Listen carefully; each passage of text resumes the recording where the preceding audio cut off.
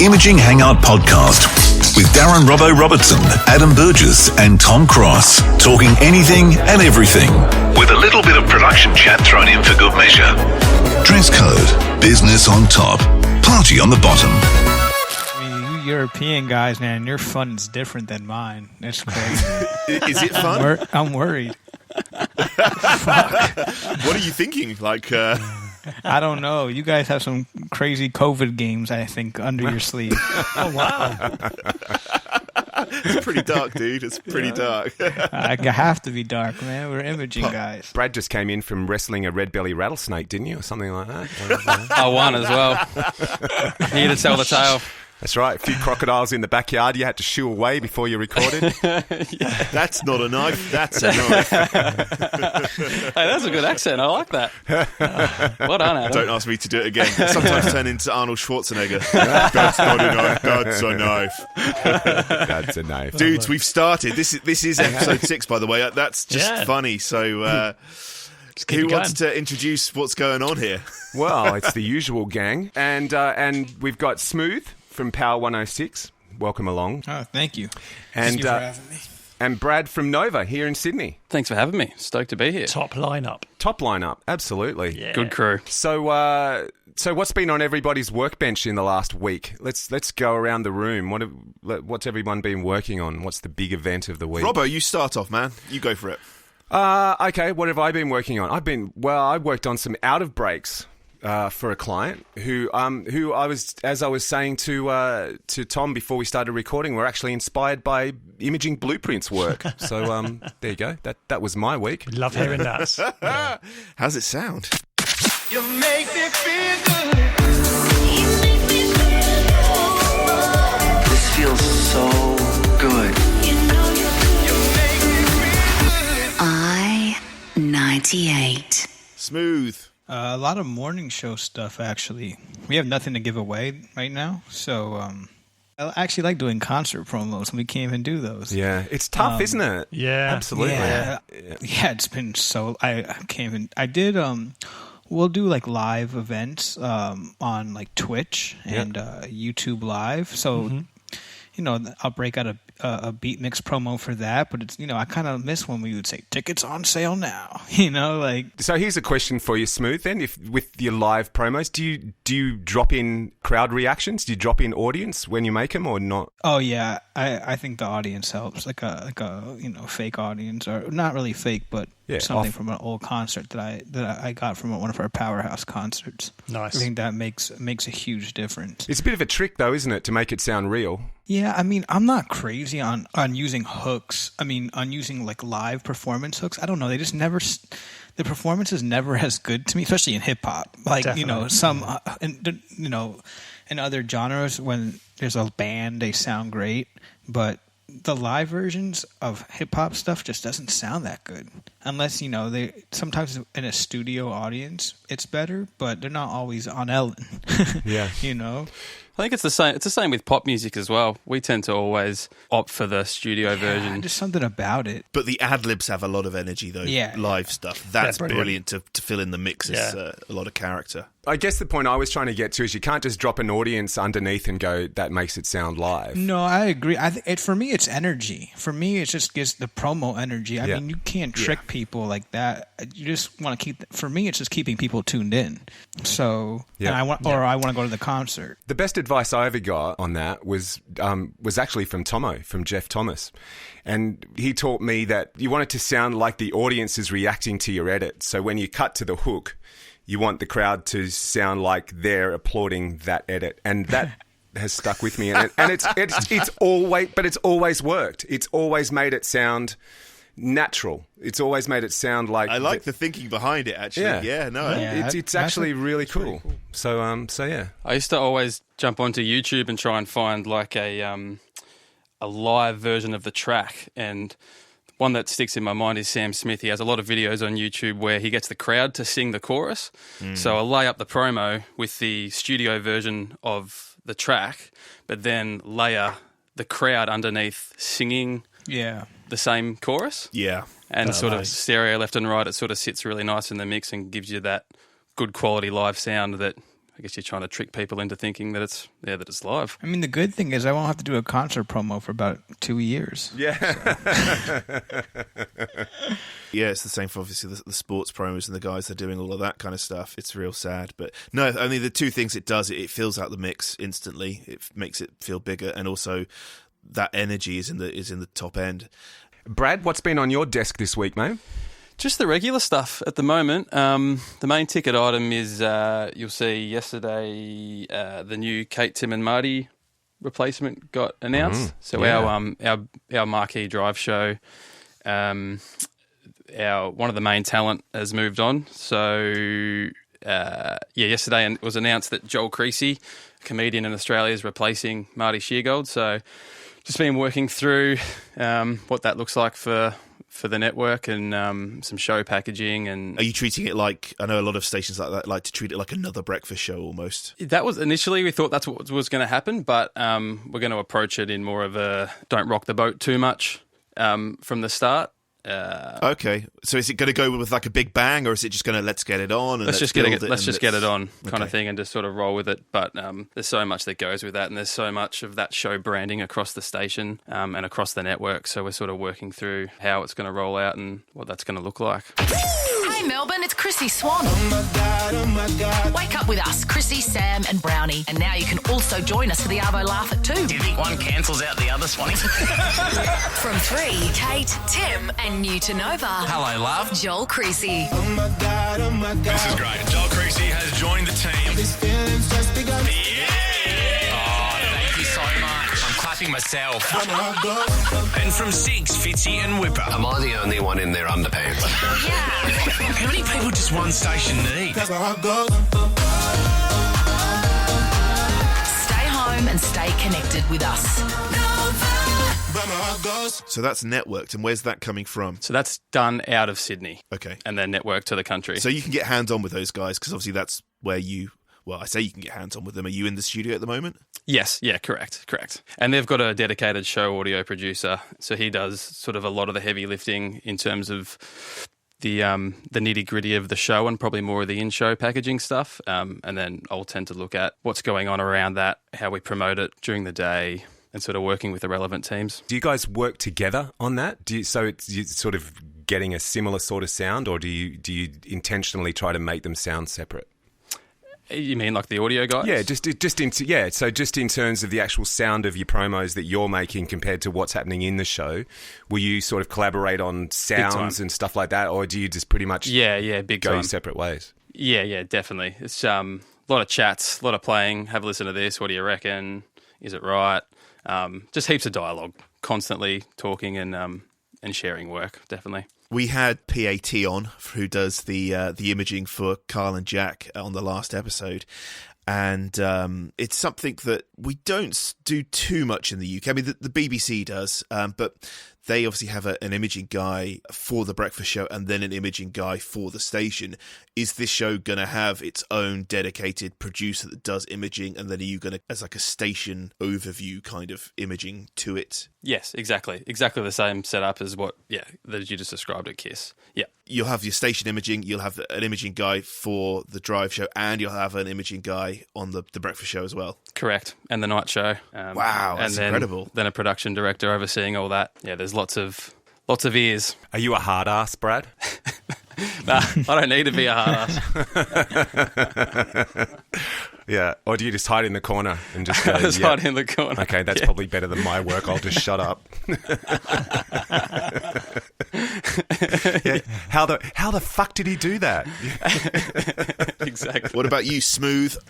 Morning show wise, or what are we talking about? Well, just obviously because you do all the general stuff for the station, you are Mr. Station Imaging over there. But have you got any guys that are dedicated to their show that will do imaging that you might like converse with? We have a morning show producer that I've trained him to be able to do some in-show imaging, so he'll do some of the in-show stuff, and then I'll do more of the stuff again that runs during the day. So promoting the show for the next day, I do like 2 or 3 promos a week that are just a clip of like something funny that's engaging for our listener, and I'll take a 2-minute talk break, take it to about 25 seconds, and just say, listen tomorrow, or, 90 minutes commercial free kicks off every morning at 8 a.m., Power 106. So I see stuff with the morning show. I talk to the morning show guy, and he does some imaging, but it's actually more of a collaborative effort. Like, I'll do a station reimage for a morning show reimage for them. Basically, my imaging is on their show. But if there's stuff that's like time pressing and I'm busy, the other guy will take care of it. So. Firstly, who is your morning show and what's their vibe? What's their kind of thing? And then does that person have... Are you connected to that person, or do you chat to their producer and he's kind of the middleman with regards to the link there? That's Nick Cannon now, isn't it? He's fairly new on the show. It is Nick. Nick, right now, took a leave of absence, so I don't know exactly when he's coming back, but I'm pretty cool with Nick, so if I need something voiced, it's easier just with him to ask his producer, but we have a repertoire. Like, I'm like, hey, have Nick come in and voice this one with me. We're pretty cool. Right now, it's it was his co-hosts who are now doing mornings in the meantime. At Power, it's pretty easy with the talent. Like, I don't really have to go to a middleman. I go to the middleman sometimes just because it's easier to just say, hey, could you get Nick to voice this? Could you get Teddy to voice this for me? Because they're on the air. Sure. But you don't have any egos, like being in such a big market like LA, there's no one there on the talent roster that you can't just approach and go, we need this for this promo or something. They're cool with it. As long as you're in the right mindset, like they're in the studio. I think it's also like they know how much I care. So when they know that it's for me because I want to make them sound good, I feel like that's, the understanding is there. Help me help you sound good. Yeah. It's a passionate radio station. All the DJs who work there, they love the brand. Yeah, they love the brand for sure. Most of the people grew up listening to the station. Yeah. I guess that's the benefit of being at a heritage station. Yeah, you get some huge artists coming through there as well. Yeah, it's been crazy. I mean, it's been a long time. I'm not going to lie. Didn't you get your first disc recently? Didn't I see that on Facebook or something? Well, how many discs have you got now? Oh, I got the Cardi B plaque. Yeah, that was pretty cool. Nice. Yeah. But I mean, we've had... every art we were the first station to play a lot of these artists, so that definitely helps. That's why they want to come in. But we've had Jay-Z, we've had J. Cole, we've had Drake. We had Drake premiere a song on our station October on Halloween for 3 hours. He wanted to come up to the station. Do you reflect all that in your imaging, like the history of the station, or do you sort of just let that speak for itself? The history of the station is one thing, and I let that speak through our voice guy. We've had him for 35 years. We were the first station ever to have Eric Edwards. He was an MS guy in Indianapolis, and then they moved him to do imaging at Power 106, and then he became the Power 106 voice guy. Then Hot 97 was another MS station, and said, let's just have him do Hot 97.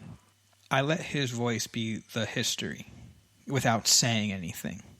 Just when you hear the voice, you know who you're listening to. I guess very much in the same way that, Dave Fox is Z100. And CHR, yeah. And CHR, and these guys have been around for a long time. Yeah. Yeah. He's like the brand ambassador almost. He is Mr. Brand in his voice. Like, you take him away, you can't replace and get the same feeling. And talking about the history of the station, the Notorious B.I.G. ID that you made a few years ago, I think we should play that because that encapsulates exactly what Power 106 is about. It screams heritage, that's for sure. Check it out, it's the Notorious B.I.G. Everybody's booming. Power 106, where hip hop lives. B.I.G.I.E. From New York, Brooklyn, N.Y. to L.A. 818-213's L.A. Power 106 remembers Christopher, the Notorious B.I.G. Wallace. Power 106, where hip hop lives. That is awesome. Love it. Yeah, I actually think I'm not exactly sure, but when he's saying those numbers, like 818-213, he was talking about guns, but they're actually area codes in LA. State. And I was like, once I got that idea. I was like, oh, this is going to be good. Yeah, 213 is where Snoop Dogg's from, isn't it? Yeah, 213 is like downtown LA. I don't even know what Long Beach is exactly. I know my boss is probably kicking himself right now. Like, how do you not know that? So I guess I just lost my job for not knowing the Long Beach area code. Especially he's from Long Beach. we can edit it. We'll have to ask Ludacris because he's got hoes, in all of those area codes. So raunchy, but I should go back and listen to it just to figure out what Long Beach area code is. Or I could just use Google. There is that, yeah. What would you do, Brad, then on Nova? I guess the equivalent for you guys is really owning that throwback music, isn't it? At the moment, yeah. Our current position is fresh hits and throwbacks. In terms of VO, we've sort of, over the last few years, moved towards a more sort of friendly female style, more conversational, less in-your-face approach to our imaging. Yeah, I think that really resonates. Throwbacks right now are just doing so well, especially in the States. I don't know what it is, but pretty interesting. Like, throwbacks are just what everyone wants to hear. I think it's because of what's going on in the world. It's interesting. I was only thinking about this morning because it's like, I can only speak for Australian radio, but back in the 80s, early 90s, especially here in Australia, classic rock was the thing, 70s rock. And then we moved on and sort of we went through the 90s and it was sort of more contemporary hits, even the early 2000s. And it's funny, now we're actually moving back to, the old school, the throwbacks again. So it's like a sort of a bit of a cycle, if you know what I mean. Like we had reflecting on the past music for a decade or so, and then we went back to this is what's happening now. Then we moved into the 2000s, and we sort of started looking back. We're starting to look back again now at 90s and 80s and all that sort of stuff. And that feels like worldwide as well. I have a monitor of Kiss and Capital and. Yeah. And like you said, Robbo, stations here, throwbacks are just such a huge part of, it seems, everyone's music strategy, hits and throwbacks kind of thing. The biggest digital station in the UK is Kistery, which just plays essentially old school songs the whole time, 24/7. And it's also like the word throwback can be interpreted in so many ways. Like we do a feature on Thursdays, Throwback Thursday. So all day it's just throwbacks. But there's a lot of sort of 2010 songs in there as well. Yeah. So it's not, you kind of, when you hear throwback, you kind of default to sort of like, I do anyway, to like urban sort of 90s. Well, you have to think that the average 18-year-old was 8. Exactly. Yeah. Yep. I know it's sorry, guys, but that's mental. Yeah. I mean, just the truth, I mean, even, it's crazy for a station like Power. Some of our throwbacks are golds, as we call them, are considered like 2013 as a gold. I took the dog for a walk, and as we were coming back round to the house here, there was a group of I say kids, they must have been late teens, maybe early 20s. And I could, as you do with kids, you could hear what they're playing from their mobile phones or whatever. Yeah, they're not subtle. No, and it was 50 Cent, I think it was In the Club. I just thought to myself, it took a second to hit. It's like, how old is that song now? That's 20 years old. Yeah. Those guys would be like 3 years old or something when that came out. And I looked and I thought, fuck. It just caught me by surprise when it registered that these guys were toddlers when that came out. Yeah. Yeah, well, I mean, that's a good example though, because that's a record right there that if it wasn't as big as it was, would never get played on Power anymore. But I think everyone knows Go Shorty, It's Your Birthday. Yeah. It's like it's like Michael Jackson Thriller, not in the same vein, but you got what I'm saying. Absolutely. It's so universal that once you're 5 years old, you know that song now. It's like it's the new birthday song. I think that happens a lot with, and also the generation of artists that we came up, and it's certainly more prevalent with kind of going back to Smooth with the hip hop community, like say Jay-Z. I mean, I love a lot of his albums, as Tom will know. But these guys literally sample the music they grew up on. Yep. Even now, like the new Miley Cyrus track is so 80s sounding. It's fantastic pop track. It really is cool. No, you're right. That's the Blinding Lights. All those records. Yeah. Yeah. The hip hop guys, weren't just influenced, they literally put it in their music and they sampled it. Yeah, it's funny that you say that because now, like, none of the music is sampled. It's all just like new synths. And I think that's lost the connection in hip hop a little bit, you know. Like, it's nice that at that time, you know, they would sample records that they grew up listening to. It made the records timeless. I think it helped hip hop, you know, because at the end of the day, it like bridged people that probably wouldn't listen to hip hop. Be like, oh, I remember when that song in the 70s. Like, so Kanye West was so good at that, wasn't he? Oh, he was great at that. Talking of throwbacks, so we got to play Brad's throwback promo because there's a lot of hooks in here, Brad. Now I'm nervous. Greetings, loved ones. Nova is the home of the throwback. Take that. And we want to hand the power over to you to name the top 300 throwbacks of all time. Sometimes I get a good feeling. I love this record, baby.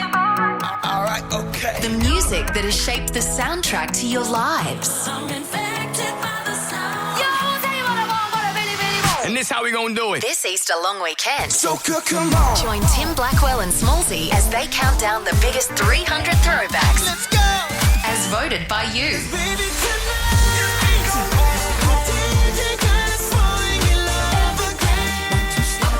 Voting is now open. hey, I just met you. So call me, baby. Go to novafm.com.au to have your say.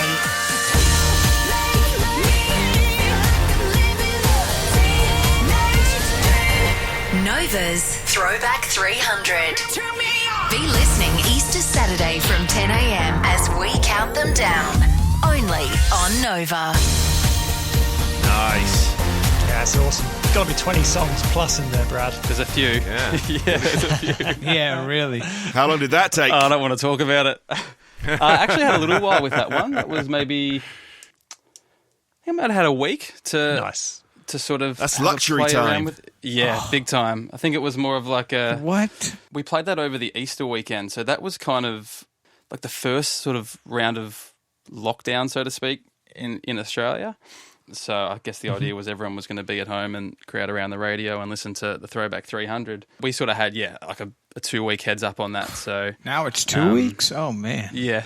Well, we heard it was coming and then sort of had the week to get it built. So script on Monday, voice Tuesday, build Wednesday, Thursday. By the end of this podcast, it'll be a month and 40 seconds. Andrew's jealous. Sign me up, Brad. Where'd you start, Brad? What was the first thought you had with the songs? Did you have a song in your head you wanted to go from and then worked like the keys and BPMs from there? Or first thing I did was basically got our whole throwback list, and I just went through. There's probably 300 songs.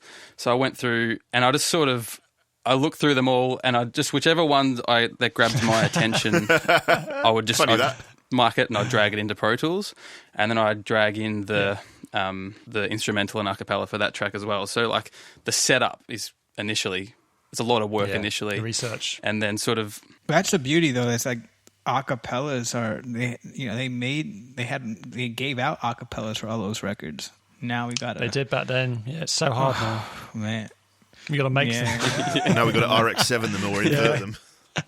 And it's like it takes 2.5 minutes, so you're like praying it's going to come out good. It's always a crapshoot. Hoping there's not too much delay and reverb and stuff, which messes it up. Yeah. So carry on. Yeah, so grabbed all the tracks, grabbed all the acapellas, and then just went mining through the tracks for cool phrases or really identifiable parts of the song. Cut them up, save them off, and also put them down on a script. So I just had like a whole Word document of just different phrases. And then when it came to writing the script for that one, just sort of piecing the songs in and around, sort of having sort of a half-formed idea, then jumping into tools, finding like the first track in there was the Good Feeling, and instantly that just had a good vibe. So I was like, I'll start from there. And then using mixing key and all that, just sort of seeing what works, what phrases work, and then just sort of letting it build itself organically, I suppose. So you write your own stuff too, Brad? Is that right? Not usually. We've got heaps of awesome writers here. A lot of the programmers tend to write. But in that case, I pieced that script together from a few conversations and some sort of stuff I'd had saved off. Yep. There's an interesting question to go around the table. Does everyone prefer to produce something they've written themselves, or do you prefer to interpret someone else's words, I guess, is what I'm trying to say. We don't really do script writing with Blueprint. It's more piecing ideas and creating examples of what we can offer. For that stuff, we just got phrases and words that we've got Dave Fox to voice or artists that we've used for lines in the promos and things. But generally, there's not a huge amount of script writing. So any other custom work we do, it's all been written for us. Would you say that's right, Adam? Absolutely. It's half the point of what we're doing with Imaging Blueprint is that we don't want to dictate to someone how we think the copy should sound. Yeah. And I know certain markets that's probably a good thing, but how would you feel, Andrew, if we went, hey, here's your thing for a promo, but we've made all the gaps relevant for the script, which you're not going to use? Yeah, I mean, for me, when I write things, I say it in the voice guy's voice. And it's a bit like that Morgan Freeman quote that you see, and you're reading it, and you know in your head it's Morgan Freeman, the voice that you're hearing it. Yeah, right.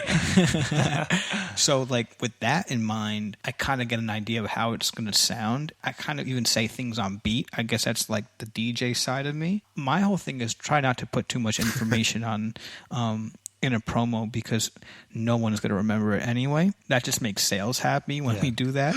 You know, they want to put their number in 4 times. And the WW dots. Yeah. Oh, God. But for me, it's like... collective sigh around the room. I'm sighing for the rest of my life with that one. But for me, the voice guy is... like, he's just a piece. Like, he's part of, you know, he's just a cohesive part. He shouldn't be telling you too much in there, you know? You're also very lucky where you can get the artist, say, for like the G-Eazy promo you sent us. Oh, that was awesome. He does most of the copy. So would you write that for him? Or I actually did write that for him. And then... Fantastic. He was the one who was like, I'm going to pull my pants down. And when he said that, I lit up. I was like, oh... that's promo gold for me right there. I mean, I knew I was doing right there. We got to play that now. Yeah, that was something that was that was amazing. It's here. Here we go. From the Bay to LA, this is G-Eazy. On May 18th, at the 5 Point Amphitheater, what I'm gonna do is I'm gonna walk outside of my dressing room, and I'm gonna walk onto that stage, and I'm gonna pull my pants down and show the whole crowd my Hey G, stick to the script. On May 18th at the 5 Point Amphitheater, I'm gonna walk out my dressing room and hit the stage and make a big film like I always do. Listen for the song of the hour to win. Weekdays at 7 a.m., 8 a.m., noon, 3 p.m., 4 p.m., 5 p.m., and 7 p.m. Or get them now at power106.com. From the Bay to LA. Nice. I'll see you there. Yeah, that was... That's so cool. good. That's very cool. Yeah, it's so much better than like just, you know, a lineup promo. Obviously, you know, I like doing lineup promos, but the listener wants to hear something different, and I think that's what gives us the edge. That night he was premiering his new single, so when you get somebody premiering a single on your station, they're already so excited. So that helped. There was just everything went well for me, because that could have gone really bad. That wasn't supposed to go that well. It wasn't supposed to. I'm just being honest. Did you make it the next morning, or was it like literally you recorded them and then you were straight in the studio? You know what's funny? I recorded it that night, and I said, I'm going to sit on this for a little bit. Let it percolate. A lot of my promos run for a little bit longer because I put so much time into them that they have a quality life. Like I feel like you actually enjoy hearing it. I remember being in an Uber, and we were listening to Power, and the guy stayed it was a 1:30 launch promo, which is, you know, what the hell? 1:30 is crazy for us. It's for anybody. And he stayed listening. I was like, I want to see when he was going to turn it off. He stayed listening the whole promo, and then right when we got to a commercial, like, you know, we got your car, he went to the other station, and that's when I knew. You know, like there's a value. It wasn't a commercial to him. It was a piece of art to listen to. That's my goal with most of the stuff I run on Power. There's an emotional connection. I actually got that promo, and I remember saying, "Oh, we're sitting on this for a little bit." And right when that old promo was getting stale, I came out with that. You know, that revives our jocks. It revives the station. It revives the listener. And it ties you so close to that artist as well. And your PD loves you forever. I hope. Hey, PD. Hey, E-Man. Boss man. Can we just switch gears to, because we were listening to some of Brad's stuff that he sent across, and I love the rhythm and the stuff that you've got with this Black Eyed Peas Red Room launch. And it's huge. I think that's a little bit older now, isn't it, that one, Brad? In terms of when I produced it? Yeah. Maybe a year and a half ago. Yeah. Okay. Oh, don't feel bad. The Biggie one is 3 years. But when did you record the lines, though? Yeah. I did that in my diapers in '96. While listening to Ready to Die. Yeah, right. I was just born. Well, let's have a listen to Brad's work, shall we? Wow. This is Nova's Red Room. This room is super red. We get you up close. This is not real. We get you intimate. So much fun. With the world's biggest stars. After 20 years of hits And the Grammy goes to... and 7 Grammys, they are back. Who the hell, what the hell's going down? Nova's Red Room presents The baddest of them all. the Black FRESHB fresh. Eyed That's the state, that's what we do, that's who we be. Peas. Yo, what's up? We the Black Eyed Peas. Let's get it started. You know the hits. No, don't lie. Just shut up. Got me questioning. Where is No, don't funk with my heart. Black Eyed Peas. Yeah. And now, they've returned to blow you away for one of Nova's biggest Red Rooms yet. Come on. I got a feeling. Live, up close and intimate. Let's get off. Nova's Red Room Here we come. with the Black Eyed Peas. For your chance to be there, listen all day today and right across Nova's greatest hits weekend. I got a feeling that tonight's gonna be. Talking about your 90-second masterpieces, mate. Brad, you should think about getting a job as an imaging producer. That's pretty good, mate. That's bloody awesome. Want to hire me? I don't think I could afford you, buddy. That's the problem. There's real similarities to a lot of the stuff that you guys have done. And what I love, and I know Tom does as well, is that allowing things to breathe, the space, the downtime. Exactly. And both of you just fucking nail that. Do you think it's because we're always told to like put everything so tightly together? That's why I think it's like we're rebelling. Yeah, it's like yeah. I mean, I just remember like having to put the VO exactly on top of each other, and just like no one talks like that. Yeah. I know we want to get to, we want to come back to music quicker, but you make all these edits just to get about a half a second to a second. Well, that's even it, with yeah. every single edit in a 45-second promo, for an example, 30-second promo, you're only getting an extra second. It's like, is it worth it to sound like you're speeding through everything? No one speaks like that. You got to relate to your audience, you know? We had this conversation in our last episode with the Brekkie producer guys about it, but it was around sort of next event markers on when you're carting stuff up. Do I sound old when I say carting stuff up? Yes. You do, Rob, yeah. but and since we've had that conversation, I've noticed it more and more. It's something that sort of, I think, is a bit of a skill that's been lost to radio. And I said before we recorded this episode, I certainly don't believe there's a good old days of radio, but something that... and what you're talking about, Smooth, I totally agree with. This whole, we've got to get back to music faster, and they punch the commercial straight into the back of the promo when it's been this big event thing, and it's just that second or so to let it breathe before the next thing happens. You know, I think it's not just promos. I think it's radio in general. This whole just everything's got to be shoved straight up the back of the thing before it, where sometimes if you just let it have a moment, it's got more impact. There's so much fatigue when you put everything so close together. You know, it's when you space things out. Like I felt like Brad's was like, you know, first off, there's such a sensory, not overload, but like just like it's a great feeling. Like that pause. It's when Brad would bring it back, it's like it feels like a whole new promo again, and you're almost just ready to hear the whole thing again.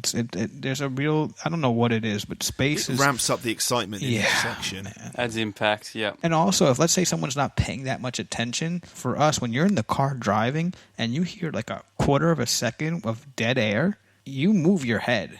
You're like, what the hell just happened? And it just came back. So if you're losing their attention, you're getting them right back. Exactly. But the trick, I think the trick too is also you can overdo it as well. I mean, that's the trick with it. If someone who does it really well, like in that one that we just played, I mean, it's that fine line, isn't it, between wow, that sounds epic, and right. Well, also I think if you keep it rhythmic, so it doesn't feel out of place. So it's 1, 2, 3, and you there's something that you can beat along to. Christ, that sounds wrong. I mean, I enjoyed it, but not that much. Whatever floats your boat. SoundCloud.com/Brad Leask. No. Don't need Pornhub anymore. Just go to the. In the US, it's called OnlyFans now. I don't know if you guys know about that. We're all going to go, no, don't know what that is, Andrew. No. Yeah, exactly. I'll tell you off the air. Tell us where to go. All my imaging demos are on OnlyFans. I moved off of SoundCloud. You're charging for them. Hell yeah, $5 a month. I love it. Pimp them out. Yeah, right. I just think he's buying his new plugins. RX-7, man, It's expensive. We got to get paid. Dude. It's $1,000. So just going back to that, Brad, with the pauses, is your PD cool with that kind of thing, or do they hammer you? Stop talking about hammering. Depends what it is. Sorry, yeah. Depends what it is. For a piece like that, which was the launch for Black Eyed Peas' Red Room, you're kind of given creative control with that sort of stuff, and if it feels right, just do it. Like you said before, it's easy to overdo it with the pauses and all that sort of stuff, but you just kind of you know when you've overdone it. And for a piece like that, exactly. Where it really deserves it kind of needs that, and the massiveness of that piece, it deserves to have all those pauses and I mean, I know it's only the Black Eyed Peas, but there's also a real respect for the music doing it for that sure. way. Yeah, for sure. But like we would make a cut down of that as like a 30-second promo to play. That's across the worst work part day. about that. It's for like, sure. Yeah. That's the thing that breaks my heart every time. Mm-hmm. Like it plays once, and they're like, "Yeah, well, let's go down to 30 seconds." And then back to what you were saying before, Smooth. It's about trying to turn that into a 30-second piece, but not have it so sped up and like full of information and just hammering home, getting a credit in there, making sure all the boxes are ticked, so to speak. Well, it still has to have its integrity for sure, and that's a real challenge. Yeah. Sorry, Robert. What were you gonna say? Oh, I was just going to change tact a bit because I was interested in getting your guys' feedback. People who listen to this podcast will know that I do another one called the Pro Audio Suite, and we were having a conversation this week about voiceover around processed or unprocessed, and it was pretty much split down the middle. And I was interested to bounce that around this room and just sort of see what everyone's thoughts were. What do you prefer, Robbo? I prefer don't touch it. I would prefer get yourself in a quiet room. And, send me the best We're speaking about talent you can. Yeah, so voiceover talent. So if someone was, if you sent me a script for your promo, would you rather me send it back with some compression and EQ, and if I think it needs it, do some RXing, or would you rather me just send you a recording straight off my mic and let you do what you want to do? Well, I mean, our voice guy has been voicing out of his house for like 25 years. So... but he actually compresses it, and he sent me, I was like, send it to me without compression. And I actually like the one with compression more. And I think it's personal preference, obviously. He's got a deep voice, though, as well. Yeah, he's got built-in... Say it again? He's got built-in compression naturally. Yeah, exactly. But I don't know. It's kind of interesting. I think it depends on who it is, Like, everyone's voice is different, so I think that plays a role in it. What about you, Brad? Definitely... clean. Who do you use? In terms of Nova VO? Yeah. We have a roster of 4 female VOs that we rotate between and a male VO. What? So we tend to get them into the station Man, you guys got some different stuff going on over there. It's crazy. It's amazing. Four VOs, and they all come to the station. What kind of unicorn situation are you at? That's amazing. Unicorns. I've never heard of a U.S. station having that. That's crazy. You got to remember all the golds in Australia. That's why they're so far ahead. Yeah, that's right. It's interesting, because here's the way I see it: is like back in the day on analog tape, you would need to compress a little bit.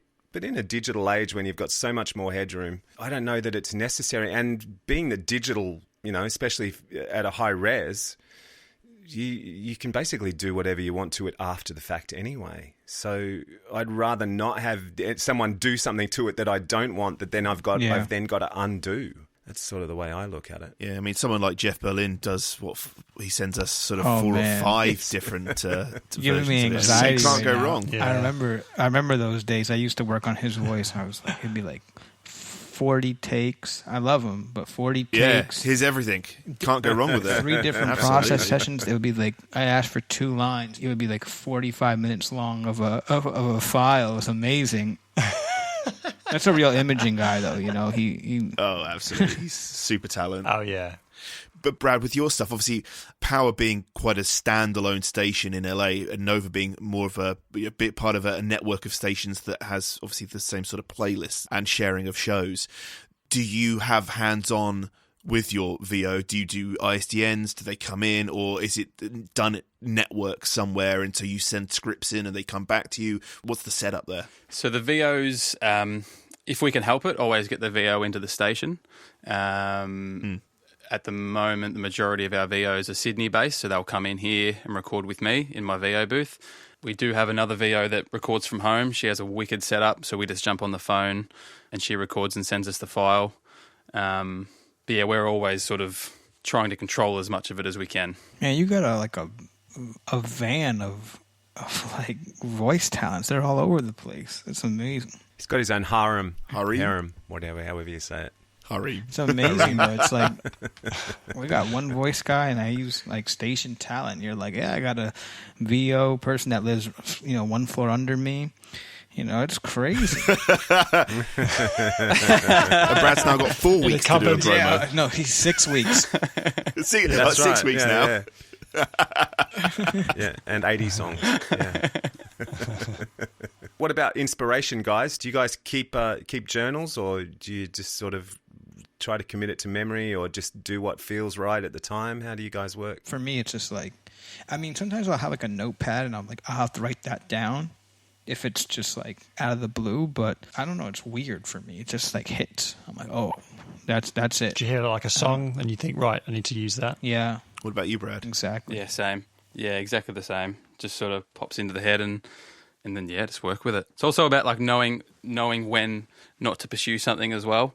Like if you do have the idea, you guys know what it's like when you're just not. You might have the idea, but it's just not working for you, and it's all about sort of and just parking that and sort of understanding that now is not the right time to be making this. Let's do this tomorrow morning, or I love what you just said there. Like just putting it on the back burner and saying, I guess it was. What about you boys? Or try and reuse the idea in another way later on to come back to it and use it in a completely different context, but start with that idea again. This probably leads to my next question, but I'm a big fan of just sort of listening around to other people's work and not stealing stuff, but hearing stuff and going, fuck, that's cool, but I would probably do it this way or whatever. And I do keep a journal. I keep a little spiral notepad. And when I hear something, I'll sort of write down what I'm thinking or what I've heard and what I think might be cool. So, it might just be I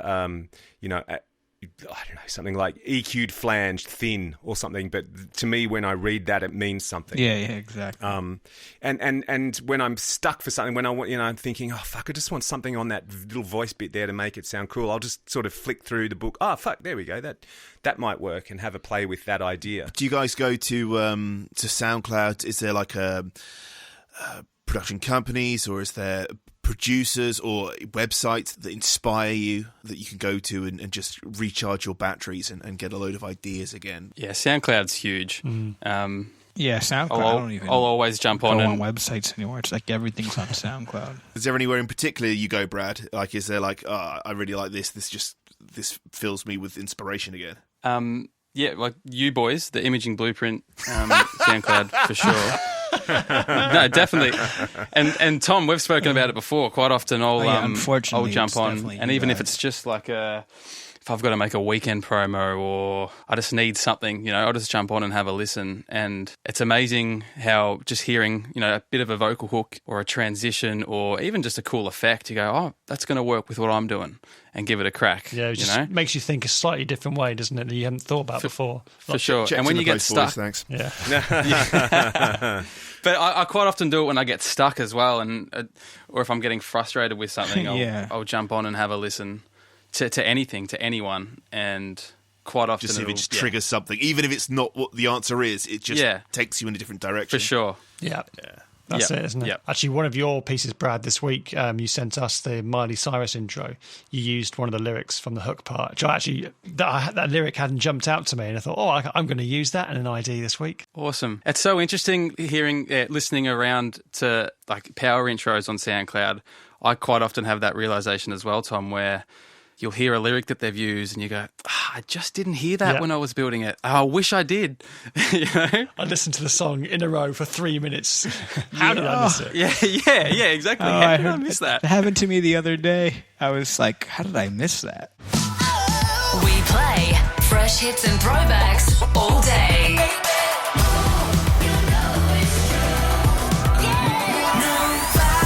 It's been a long night and the mirror's telling me to go home.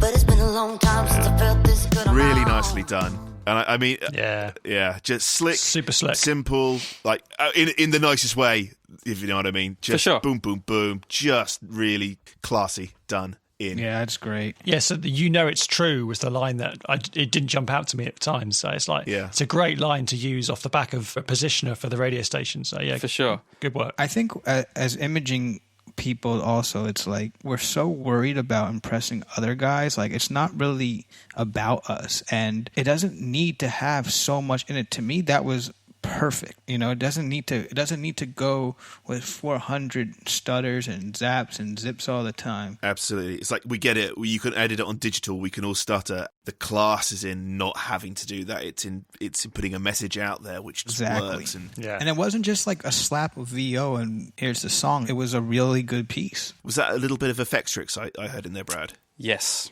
It's got quite character, that plugin, but it's just nicely used, and you're not going, hey, fucking look at this. Look, it's just, I know what I'm doing here. This is tuned. This is nicely EQ'd. Boom, in it goes. It's subtle flair. That's what I like to call it. It is, yeah, absolutely. 100% agree with that. We need to hear some more production from you, Smooth. So yeah, I mean, we've just got so much good stuff from both of you guys. It's actually perfect with the conversation. If you play the G-Eazy, the new music intro I did, that has a stutter in it. So I think it's, maybe just a little bit a counter to what Brad did. New music. Yeah. What's up? This is Doja Cat, and you're listening to my new song Juicy with Tyga. I keep it juicy. I eat that lunch. Power 106 always plays new music first. Nice. So I mean, it's simple, but we give a little bit of a flair with the stutters, and like just depends. Sometimes stutters don't come out great, but sometimes it's like you get it's like a scratch. To be a DJ for a second, I try to think like that with this, like it's almost like I'm scratching. But I think it comes back to what you said. I think Smooth, you mentioned before about using trying to impress other people. Exactly, but I think when you use it as an effect to make something sound good, as opposed to a hey, look what I can do, I think that's the trick. Doing it for the sake of it as opposed to doing it for a creative reason. No, 100%. My old PD said he obviously cares more about the listener than the imaging guy, but he was just like, I know you're going to get caught up trying to impress other imaging guys. Just focus on the listener and all that other stuff will come. It's great advice. And I kind of agree with that. Cool. He's been listening to Dan O'Day a lot by the sounds of it. Yeah. He talks about that a lot too. Absolutely. Wow, I haven't heard that name in a while. Did you ever go to one of the conferences? If anybody out there doesn't know who he is, it's worth going back and digging up some of the stuff he's written and talked about, because it's most of it is still pertinent today. Yeah. Absolutely. A lot of us used to fly out there 15, 20 years ago to LAX, and he was the first guy, right? He was like the first one to do all this stuff. Yep. A lot of wisdom in that man. Pretty Crazy. much. Yeah, absolutely. All right, so the big question that comes forth out of every episode, plugins, fellas, go-tos. Favourite ones. go-tos, stay, or even ones you don't like, or if you've got a good reason. Yeah, that's slags plugins off.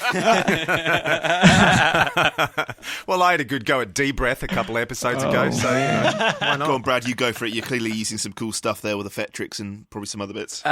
Effectrix, yeah, I'm still trying to figure out how to use that plugin.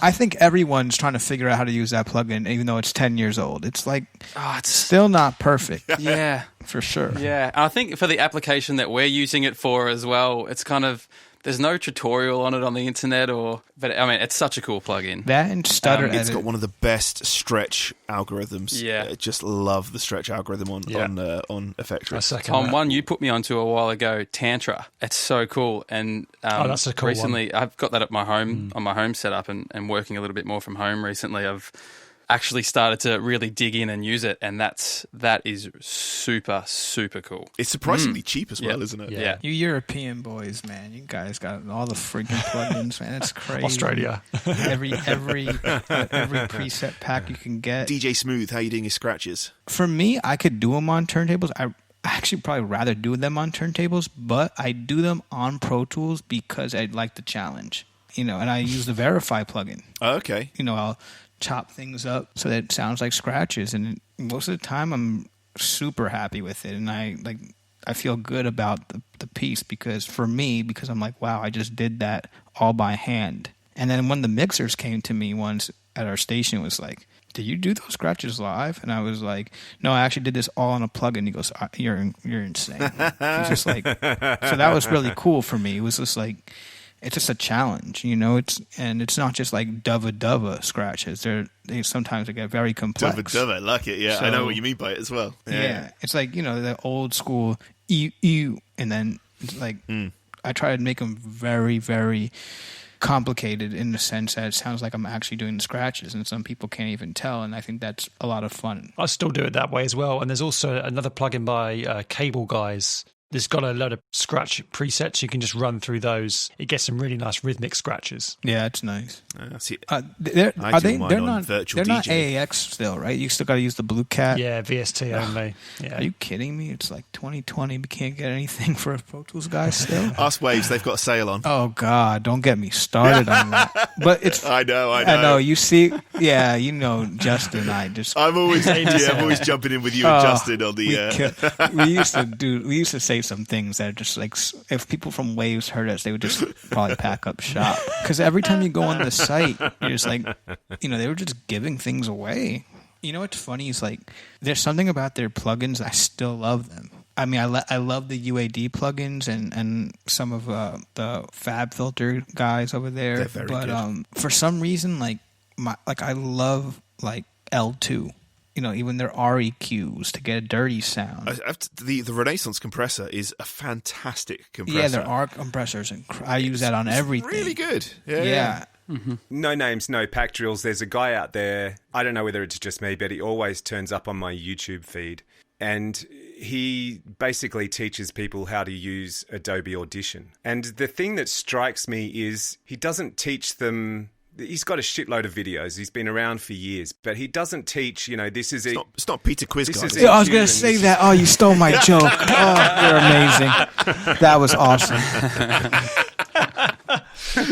But he basically goes, so now this is how you EQ a voice. You put it in Audition, you open up the EQ, and you take this preset and you go bang, and then you go open up the compressor and you go this preset bang. It's not that simple though. Yeah, there is no one size fits all, unfortunately. I think Audition should be banned. Sorry. I mean, I just don't. Oh man, don't get me started. Sorry.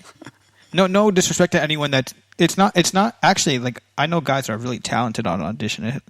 My whole thing is there's so many shortcuts that if you're starting out, I feel like you cheat yourself from actually learning. That's my only thing. That's why I don't like it. But there's some things in it that are actually incredible. And I love their integration with other softwares. Because of Adobe Audition, I can upload things from my apartment you can't do that in Pro Tools. There's just certain things I actually do value about Audition, but... Do they still have PK files? Yeah. Do they still get everywhere? Yeah. Yeah, they get everywhere, and then I'm like... It's like breadcrumbs or biscuits. Every time it's this... And then you end up sending the wrong file. Like, you send the PK file instead of the WAV file. Bad. And it's like, fuck, is necessary, really? Most people use Audition on PC, like especially companies. So every time it's like I'm running out of space on my computer, but I have no idea where they are. So I have to call engineering to get them off because they're all over. They're so hidden too. They're like a virus. They're so bad. They're hidden in places you can't even. You got to get a real smart IT guy to help you just delete them. So we've bashed Audition. Yeah. What else is next? What do you hate, Brad? Oh yeah, here we go. Come on. I love it all. There's a very diplomatic man. I love it all. Could the Nova technicians please swap Brad's machine over to Audition by Monday morning? Make him an angry man. You gotta get him a little bit more angry. So we've covered Tantra, we've covered effects tricks. Is there anything else out there that that kind of tickles your fancy? I kind of like the new auto tune a little bit. I think that's pretty. I don't know, the effects on it are pretty cool now. So like when they are you talking about the sort of I think the EFX Plus? EFX, because it now has like the Plus. It now has extra versatility built into it with vocoding and amp sounds and all of that kind of stuff. Yeah, but also Ovox. Ovox is great, yeah. Ovox is really cool. You got that, Brad? Ovox, yeah. It's a lot of fun. But I don't really use that stuff every day. So like for me, it's just like the everyday. I think about the everyday plugins because sure. It's just different for power. You can't really do much vocoding, can you? In hip hop, it's like a touchy thing. I don't. You could use it. It's just like. But everything Drake does has got that kind of EFX. Yeah, but it's not. It's I would say like CHR. It's subtle. Yeah, that's the thing. So I don't even think people realize it. If I'm using it as an effect, I'm going to put that thing on 100 wet dry. Yeah. And you think he's holding a note like that naturally? No way. But it's not used as an what do you mean, man? He eats his Wheaties. Of course he can hit the note that well, man. Like Drake, if you're listening, I need some new drops, man. You sound like a kid on the station. Does he do drops for anyone? Those days he doesn't do drops, does he? It's funny that one of the record reps was telling me, he was talking to Drake. He was like, Drake, I know you don't like to do them, but we need some new artist drops for you because you don't want to sound like Kid Drake your whole life on the radio. Yeah. It's like Bieber when he recorded his drops as a kid. Oh, listen, I'll tell you what Brad doesn't like. Hearing old Bieber drops in 2020. No one likes hearing that. That's the, hi, I'm Justin Bieber. Nobody likes so that. Bad. I'm Justin Bieber. Well, even when I was at Capitol 10 years ago, back then, I think it was the Blueprint 3 came out, and Jay-Z still, at that point, wasn't doing any more drops. He refused to, that long ago. Yeah. Tom got me a Kanye drop back when the College Dropout came out. Back in 2003 it was, I think, or 3 or 4. Like, I think it dropped in 2004, so I think the drop would have been pre-drop of the album. So I'm pretty sure he doesn't do many I don't drops think anymore. he records music anymore. But. Yo, what's up? This is Kanye today, and you're listening to Adam B. Rolling with the All C. Yeah. I have great Kanye drops. They're older, but they work. So we should play one of your Kanye promos, actually. Yeah. World famous Power 106. #1 for hip hop. Yo, what's up, y'all? This is Kanye West. Get ready, LA. Win tickets on Power 106. Y'all ain't ready. Kanye West's Jesus is King album and film experience tomorrow night at the Forum. You hearing it first. Unless you got the bootleg or you had heard it before. All you got to do to win is be caller 10 on Power 106. That's really cool. Yeah, those drops are 13 years old. Awesome work, and actually, man. Rolling Stone wrote an article about those drops, which is crazy because Kanye gave our night jock like 4 hours early a song. Cool. He played it for 3 hours straight, and CNN, so cool. Rolling Stone, all wrote articles. I think even like the Wall Street Journal wrote articles. Rolling Stone wrote like Kanye even cut promos for the song. And I'm saying to myself, like, if they knew those drops were 13 years old, I mean, but that's the beauty of our job is like taking things, repurposing stuff. Yeah, like I mean, when I did the Jay-Z promo when I first got there, I just took old stuff, and then I remember like the people in the digital department, the social media girl, like called me on the intercom. That's how she was like, "Andrew Berger, get to my office right now." I was like, "What the hell's going on?" She goes, "How did you make Jay-Z say all that?" Brilliant. So it's just kind of cool, like, you know, in a way we're magicians, because sometimes my favorite part. That's the fun part as well, isn't it? It's really good fun. Yeah, like I was gonna say, one of my favorite parts of the gig is like fooling myself, like, oh wow, like I was able to cut that. On the front of that Kanye ID, do you know who it is? The world famous, the very first world famous. It's an artist you wouldn't expect to hear on Power 106. I think it's Pink. It's Pink, yeah. But she just sounds good. Yeah. So I just like, but I remember I put a lot of distortion on that. The way she voiced that was just like, her voice sounded pretty deep. I was like, all right, that could work. Yeah, it sounds cool. Yeah, Pink. I remember. I know because I've got the same drop. Yeah, of course you've got the same drop. You got every freaking thing in your toolbox. Yeah. It's like, exactly. We make it our business too. Yeah, no, it's great. You probably have my whole artist drop library too. It's like, well, now that you say that, have you lost any? Do you need them back? Because we can sell them to you. Oh man, it's on our fans only page, and that's called a callback. Oh man, I have to pay like $15 a month for that one. Yeah. Yours is $5, ours is $15. That's a secret mess inbox. So, how have you guys been doing with working from home, and have you started to go back into the studio now? So I'm working majority from home, but a little bit in the station. But our station is still all working from home. So the only people that are in here are sort of the core on-air staff. Yeah. So I guess it doesn't really make a difference if I'm at home or I'm here or not. I love it though. Hey, working from home's been so good, but it's also made me realise how much I miss the hustle and bustle of a busy radio station. Do you think it's impacted your creativity at all, though? Because obviously when you're in a radio station and you can vibe off people and you're in that creative space, can you recreate that at home? Are you okay with that? Or do you have to go elsewhere? Like with SoundCloud or something, you find you have to go elsewhere to get that vibe? Yeah, I've found it fine. And we touched on it before. I kind of, if I'm at home for too long, I can feel the creativity sucked out of me, so I'll go into the station the next day. But no, it's just kind of just sort of take it every day. And what's the longest you've gone without a shower? You don't want to know. Yeah, turn your pants inside out. Smooth, are you at the station or are you at home? Oh, no, I'm not answering that. Oh, no. Oh man, I love working from home, and I have it set up like I feel like I'm in a studio. Like I have like a real mix booth that's like with turntables and a SM7 and a mic boom and my DJ setup. Like I have a Symmetrix processor in the house. So for me, I like working from home. You know, it would be nice to like get some of the radio station vibe, but yeah, I don't think I need it. Have you invested in this yourself, both of you? Is it, you know, you've got your this is stuff I've had for years. I just kind of miss, you know, I do miss like the as Brad said, like the vibe, like, you know, like weird tilted walls and like. Yep. You know, dark rooms with the lights, like a light missing. Like I actually kind of like that. You know, there's like a. What about the actual people? Oh no! I'm kidding. No, I miss some of my friends, but yeah. You know, it's just I don't know. As an image, I get ideas in the weirdest places, so I didn't need that from work. I can hype myself up. You know. What about? Let's give a shout out to your mate and our mate, Mr. Dom. Who? Dom Nero as well, because I know he's played.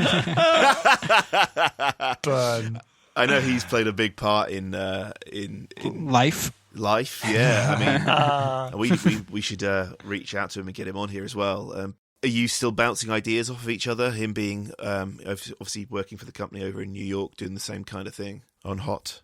Yeah, we talk for sure. We talk all the time, actually, but we think alike now. a lot of the things that he did brushed off on me. So I kind of know how. I mean, we did these intros for he did for his station. He did these DJ Khaled intros, and he was just like scaringly similar. Like, you know, like we think a lot the same. So there's not much to bounce off of at this point, because I just kind of we both like think in that same realm. You know, it's like the hardest part, like I hear from other imaging guys who hit me up, is like, how do you make hip hop sound so dramatic and energetic at the same time? For me, it's like getting that energy out there, and I think that's one of the hardest parts for a lot of guys. But I think just watching him over the years, I've learned that, you know, I used to sit in his office for hours. So, you know. Have you got that kind of guy, Brad? Is there like one person in particular that you worked with at Nova or somewhere else that you're really quite influenced by?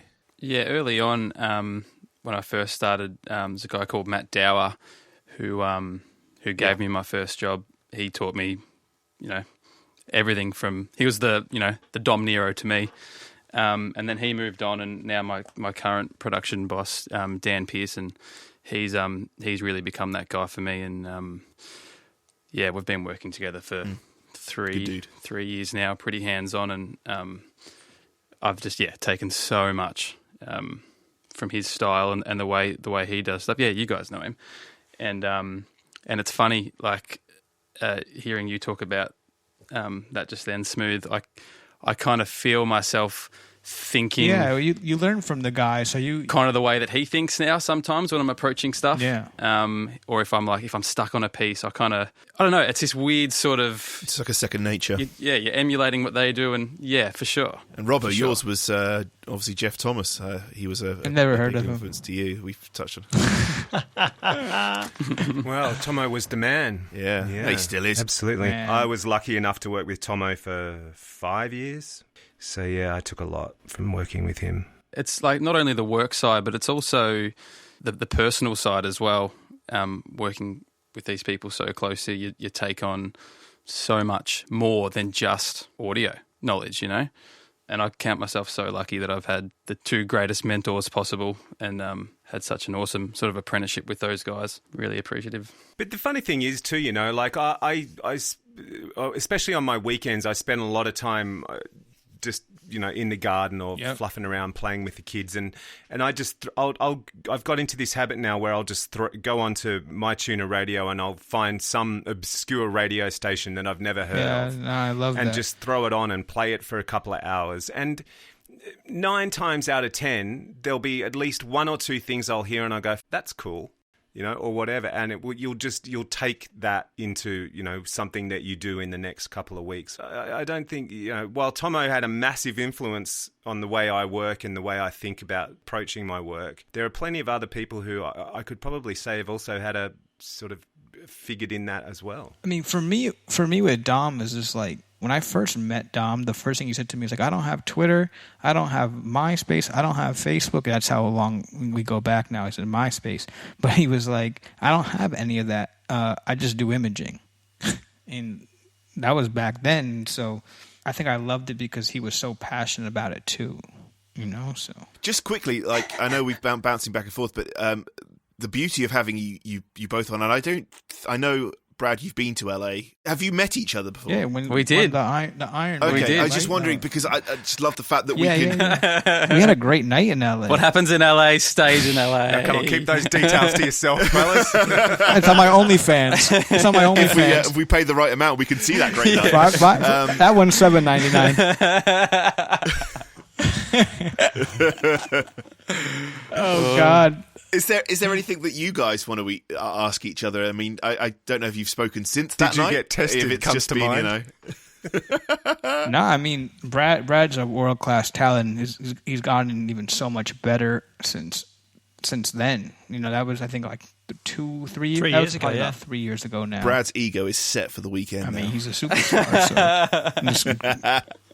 I tell you what. No, likewise, Smooth. I remember us having a chat over there, and I was driving around in a cab in LA and heard a couple of promos on air, and I was just blown away.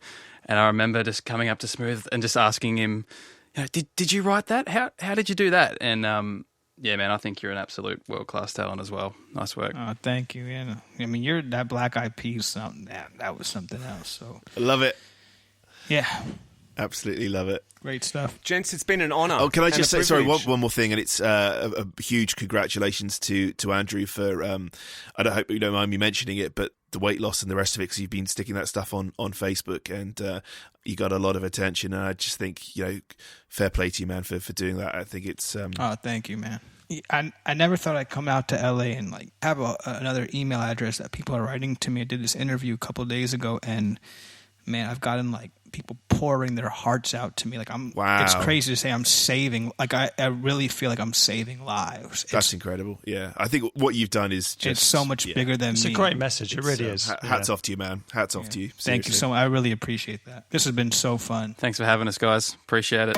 The Imaging Hangout Podcast with Darren Robbo Robertson, Adam Burgess, and Tom Cross. Talking anything and everything. Want to join in the conversation? Just message one of the guys.